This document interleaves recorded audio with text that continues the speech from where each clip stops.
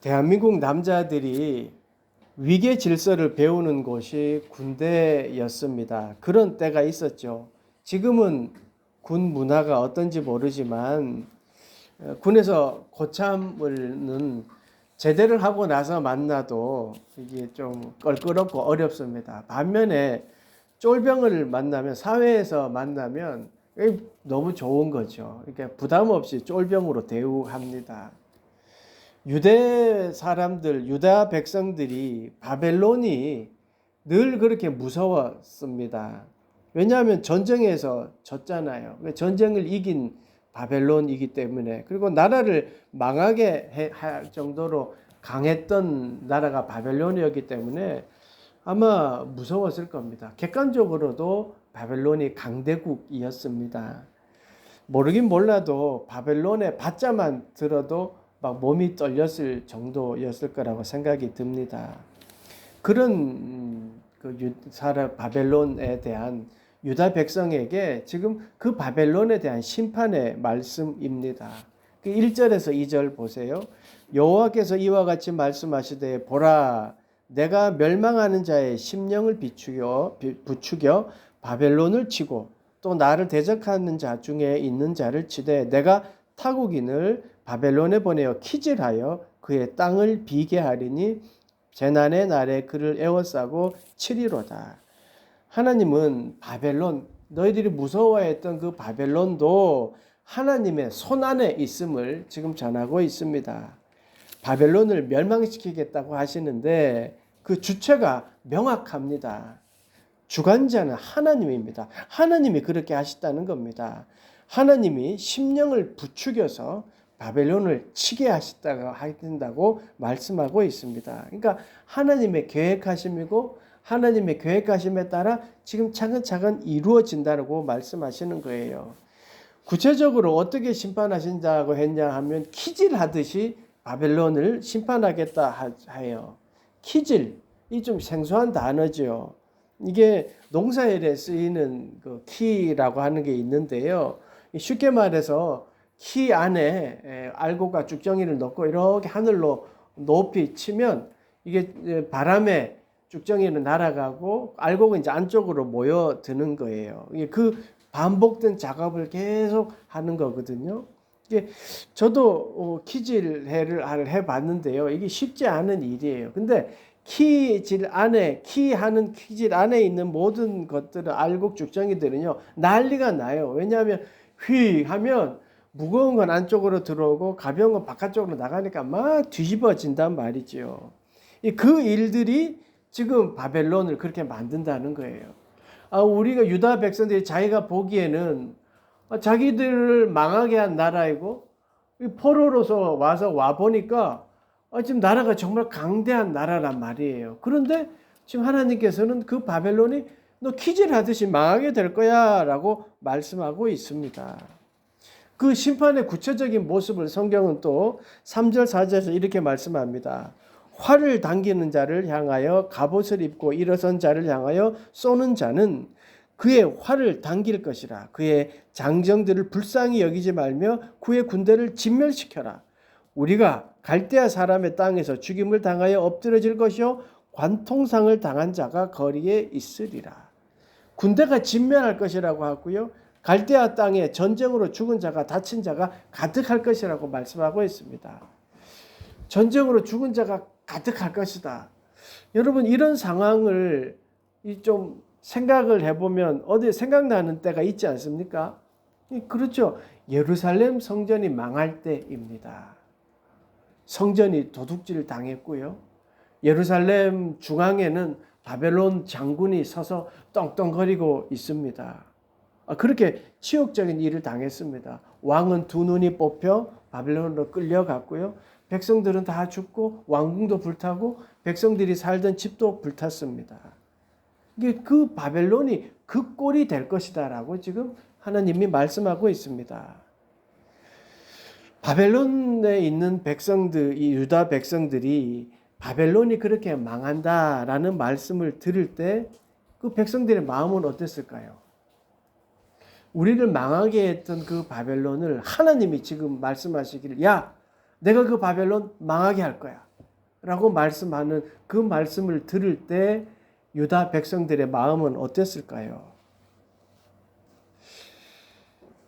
그렇게 괴롭혔던 유다 이방 나라들이 하나씩 하나씩 지금 멸망해 간다는 그 말을 듣는 유다 백성들의 마음이 어땠을까요? 마음감이 교차했다는 말을 이럴 때 쓰는 걸까요? 아마 그 말을 듣자마자 와, 내가 왜 이런 능력의 하나님을 믿지 않았을까? 왜 이 하나님을 의지하지 않았을까? 후회도 되었겠지요. 또 와, 하나님이 그 언약의 말씀을 끝까지 붙잡고 계시는구나. 그 언약의 말씀을 우리를 이렇게 보호하시는구나 라고 깨달으며 어떻게 감동스럽고 감사했을지도 있겠지요. 아마 그런 마음이 들었을 것입니다. 하나님은 심판자로서 지금 이방 나라들을 멸망시키시고 이제 바벨론도 하나님의 계획 아래, 심판 아래에 있음을 주님은 말씀하고 있습니다. 그래서 하나님은 주체가 정확하게 7절에서 보면 여호와의 손에 잡혀 있다라고 말씀하십니다. 그러니까 금잔이었다라고 비유했을 정도로 번쩍번쩍하고 남들의 부러움을 살 만한 그런 바벨론이었습니다. 바벨론이요, 여러분, 공중정원이라고 해서 세계 7대 불가사의한 일을 이루었던 자예요. 이런 나라예요. 지금은 그 흔적이 없는데요. 그 흔적이 없지만 다른 자료에 의해서 그 존재가 증명이 되었는데 어떤 거냐면 높이 쌓아 올렸는데 그 쌓아 올린 곳에 나무들을 자라게 만든 거예요. 여러분, 고대 시대에 이게 가능했겠어요? 물 펌프가 있어서 물을 끌어올린 것도 아닌데 유프라테스 강물을 끌어올린 것도 아닌데 그 높은 층수에 나무들이 자랐대요. 그래서 멀리서 보면 초록빛 산이라고 불렀을 정도로 어마어마한 정원을 만들어 그런 건축물을 만들 수 있었던 것이 바벨론이었어요. 근데 그 바벨론이 하나님의 통치 아래에 있고 그 하나님의 통치 아래에 하나님이 주권 아래에 그들을 망하게 할 것이라는 말씀을 지금 이스라엘이 듣고 있는 거예요. 7절 보세요. 바벨론은 여호와의 손에 잡혀 있어 온 세계가 취하게 하는 금잔이라. 못 민족이 그 포도주를 마심으로 미쳤도다. 이게 하나님이 보시는 입장인 거예요. 니들이 보기에 강하고 내 나라를 망하게 했고 두려워하는 민족인지는 몰라도 바벨론이 내가 볼 때는 너 그냥 내가 금잔으로 썼는데 그 속에 있는 포도주 때문에 주변 사람들을 그냥 미치게 하는 그 존재일 뿐이라 라고 지금 말씀하고 있습니다. 바벨론은요, 여호와의 손에 잡혀 있어 라고 말씀하고 있습니다. 바벨론이 스스로 잘났다라고 여기고 그렇게 살아갈 수는 몰라도 하나님의 손에 붙잡혀 있고 하나님의 섭리 안에 그냥 그렇게 있었던 거예요. 하나님이 사용했기에 그렇게 될 수밖에 그렇게 되었던 거예요. 다만 바벨론은 온 세상을 취하게 하는 존재였을 뿐입니다. 그가 은잔도 아니고 사발 그릇도 아니고 금잔이었기 때문에 여러분 귀하게 쓰일 수 있었어요. 금잔이었잖아요. 그런데 성경은요, 그들을 평가하기를 뭐라고 했냐면 치유하여도 낫지 않는, 치유하려고 해도 낫지 않았다라는 거예요. 그래서 멸망의 당위성을 성경은 전해주고 있습니다. 웬만하면 상처에 약을 바르면 나을 텐데 성경은 상처에 나으려고 해도 상처가 낫지 않았다라고 말씀하고 있습니다. 그러니까 하나님이 그렇게 하신 거예요. 왜? 라고는 말할 수 없어요. 왜냐하면 하나님이 그렇게 계획하시고 섭리하셨기 때문입니다. 그러니까 하나님의 영역인 것이죠. 하나님과는 달리요. 근데 유다 백성들은요, 우리가 늘 봤듯이 잘 사는 거에만 관심이 있었습니다. 그래서 이 강대국에 의지했던 거예요. 강대국에만 의지해서 그냥 살려고 했어요. 그러면 그게 잘 사는 건 줄 알았습니다. 유다 백성들은요, 하나님만 바라봐라 라고 했는데 유다 백성들은 하나님도 섬겼던 거예요. 강대국도 의지하고 하나님도 의지했어요. 하나님은 계속적으로 말씀하셨어요. 나만 의지해라. 나만 바라봐라. 그런데 이스라엘 백성들은 그렇게 하지 않았던 거예요. 그냥 아쉬운 마음에 하늘의 여왕인 우상도 섬기고 그냥 잘 사는 게 목적이었으니까 그냥 나라를 잘 이끌어가면 되니까 강대국도 섬기고 그랬던 것이죠. 그런데요, 반면에 하나님은 여전히 변함없이 하나님의 백성만 바라보았습니다. 어떻게 보면 하나님은 짝사랑에 익숙하신 것 같기도 해요. 늘 그렇게 언약 백성만 바라보고 계셨습니다. 비록 이스라엘이 치욕스러운 일을 당했고 생각지도 못한 고난을 당했고 그리고 자기를 배반해서 그렇게 하나님을 버렸지만 여전히 하나님은 이스라엘을 보호하고 계셨습니다. 이스라엘이 생각하기에 치욕스러운 일도 당하고 성전이 망가지고 설 땅도 없고 포로로 끌려가는 일들을 당했지만 하나님은 여전히 그 가운데 계시고 보호하셨습니다. 여전히 하나님은 이스라엘을 버리지 않았습니다. 오히려 회복을 약속하셨고 그 약속대로 돌아올 것이라고 말씀하십니다. 5절 보세요. 하나님의 마음이 보여집니다. 5절 이스라엘과 유다가 이스라엘의 거룩하신 일을 거역함으로 죄가가 땅에 가득하나 그의 하나님 만군의 여호와께서 버림받은 호라비는 아니니라. 이스라엘이 버림받은 호라비는 아니니라. 버림받은 호라비. 버림받은 호라비. 요거는요, 사실 이 번역은 한국 고유의 정서가 들어있는 번역인 것 같아요. 버림받지 않았다라는 것을 강조하기 위한 이제 번역이라고 볼 수 있는데요. 새번역 성경은 만군의 주께서 버림을 받은 것이 아니다. 공동 번역은 영원히 끊이지 아니하리라라고 번역했습니다. 어찌 되었든요, 여러분 호라비 하면요 동정의 눈길이라도 보잖아요. 그래서 아유 밥은 먹었소? 라고 이렇게 묻기라도 하는데 호라비가 버림받았다, 마을 사람들에게 버림받았다라고 하면 그나마 밥 먹었소? 라는 말도 못 듣게 된다는 거잖아요. 근데 지금 이스라엘의 상황, 유다 백성의 상황이 버림받은 호라비는 아니니라 라고 했어요. 그러니까 여전히 하나님이 그들을 사랑하고 있다는 거예요. 이스라엘이 버림받은 호라비처럼 그런 불쌍한 존재가 아니라는 거예요. 그거를 지금 말씀하고 있어요. 이스라엘이 비록 죽을 것 같은 상황을 경험했습니다. 아니 죽은 사람도 있어요. 또 끝없는 절망의 구덩텅이에 빠져서 허우적거려도 봤습니다. 땅도 잃고 나라도 잃고 가족도 잃고 재산도 없어졌지만 여전히 여호와 하나님께 버림받은 것은 아니라는 말씀이시요. 백성들이요 갑자기 포로 생활하면서 이제 주님만 믿자 결심해서 버림받은 백성이라고 말하는 게 아닙니다. 착하게 변했기 때문에 버림받지 않았다고 말씀하시는 게 아니에요. 그 모습 그대로이지만 하나님이 그들을 선택하고 사랑하고 계시기 때문에 버림받은 호라비는 아니다 라고 말씀하고 있습니다. 여전히 돌아올 것이라고 믿고 있는 그 하나님이 있기 때문에 더 이상 버림받지 않았다라고 말씀하는 거예요. 5절 말씀을요, 히브리 본문의 어순과 또 우리 성경 번역의 낱말을 최대 살려서 이렇게 번역을 하면 이렇게 돼요. 참으로 이스라엘과 유다는 그의 하나님에게 만군의 여호와에게 버림을 입지 아니하였도다. 그들의 땅이 이스라엘의 거룩한 자에 대한 죄가로 가득한데도, 그러니까 뭐예요? 여전히 버림받지 않았어. 근데 그 죄가 가득해도 하나님 버리지 않았어라는 거예요. 그러니까 의미가 보이잖아요. 그러니까 하나님의 은혜가 죄를 덮은 거예요. 죄가 싹 없어진 게 아니라 그냥 죄를 덮어주신 거예요. 여전히 죄가 가득하지만 하나님이 그것을 품어주신 거예요. 덮어주신 거예요.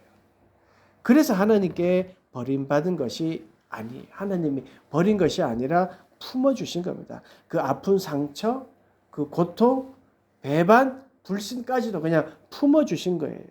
그게 하나님의 사랑이에요.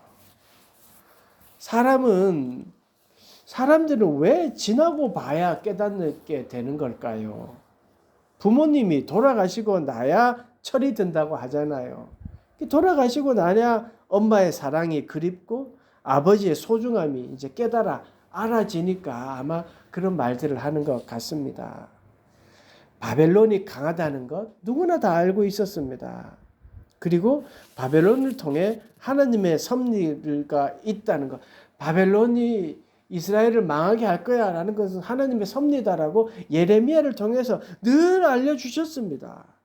하나님 나라의 주관자이며 통치자, 하나님이 세상의 주관자라는 것을 늘 하나님이 말씀해 주셨고 선지자를 통해 알려주셨습니다. 그런데 왜 나라가 망하고 포로로 잡혀가서 고생을 하고 산전수전을 다 겪어야 하나님을 깨닫게 되고 하나님을 다시 찾게 되는 걸까요? 그 하나님에 대한 사랑을 깨닫게 되고 나서 그들이 고백하는 모습이 10절 말씀입니다. 여호와께서 우리 공의를 드러내셨으니 오라 시온에서 우리 하나님 여호와의 일을 선포하자. 우리의 공의를 드러내셨다. 이거는요, 이스라엘 백성만이 할 수 있는 말 같습니다. 그 모든 과정을 겪었기에 이게 하나님의 공의다. 제자리를 찾았다라는 거예요. 여기서 우리 공의를 드러내셨어요. 이게 우리 공의. 또 여호와 하나님의 일, 이건 다름 아니라 바벨론에서 다시금 이끌어내셔서 이스라엘 땅으로 다시 보내줄 거야. 이게 공의라는 거예요. 제자리를 찾게 했던, 이게 여기서 말하는 이스라엘의 우리의 공의를 드러냈다는 거예요. 그러니까 이제 세상이 끝이라고 여겼잖아요. 다시 돌아갈 땅이 없어요. 바벨론이 다 망가뜨리고 불태워버렸어요. 그런데 하나님이 다시금 너희들을 사랑해.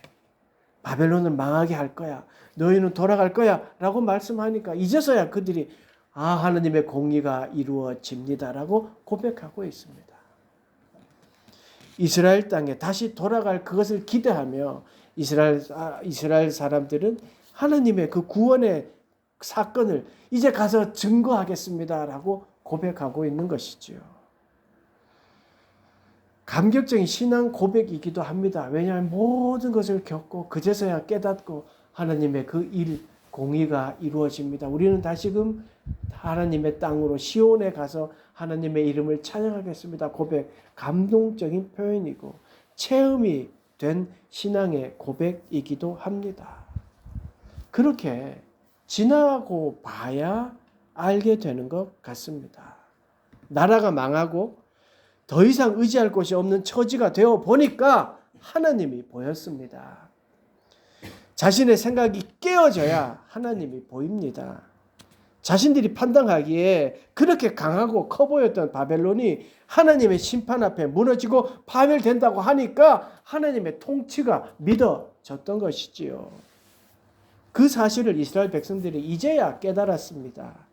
그리고 그렇게 고난과 아픔을 겪었기 때문에 할 수 있었던 말들이 바로 10절의 말씀인데 다시 한번 읽어드리는데 이번엔 새 번역입니다.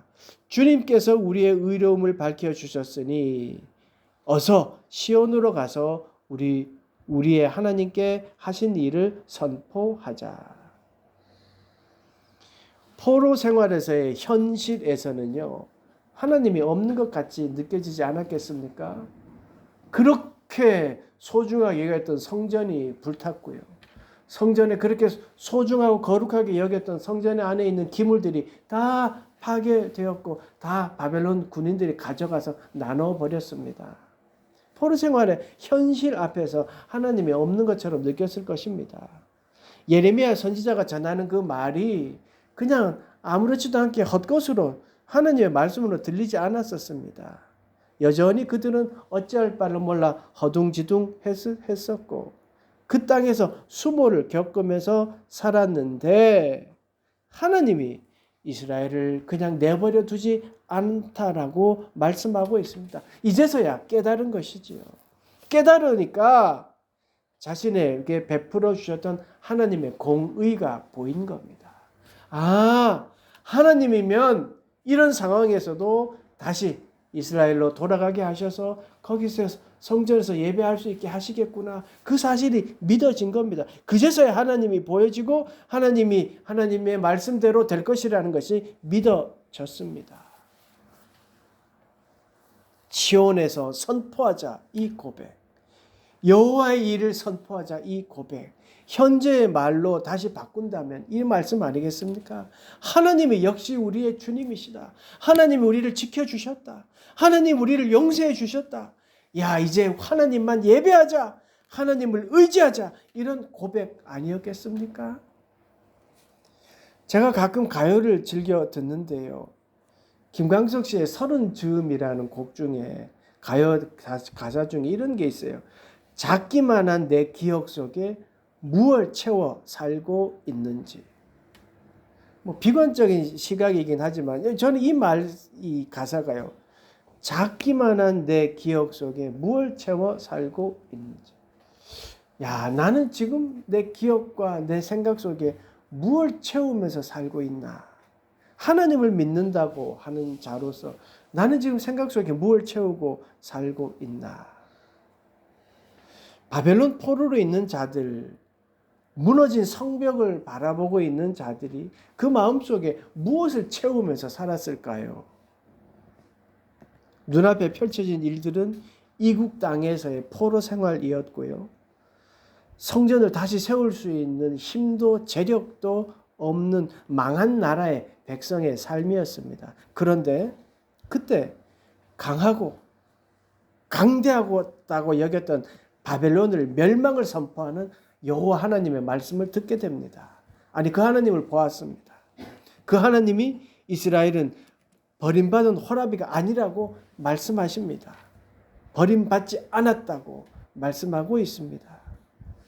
그제서야 그들은 깨닫고 절망을 채워가는 그 작은 생각들이 아니라 이제는 소망을 채우는 그 작은 삶을 생각들을 살아가게 되었던 것이죠. 오늘 하루의 기억 속에 여러분들은 무엇을 채우고 계십니까? 오늘 눈을 뜨고 여러분 마음속에 가장 먼저 떠오르고 또 무엇을 위하여 살아가고 계십니까?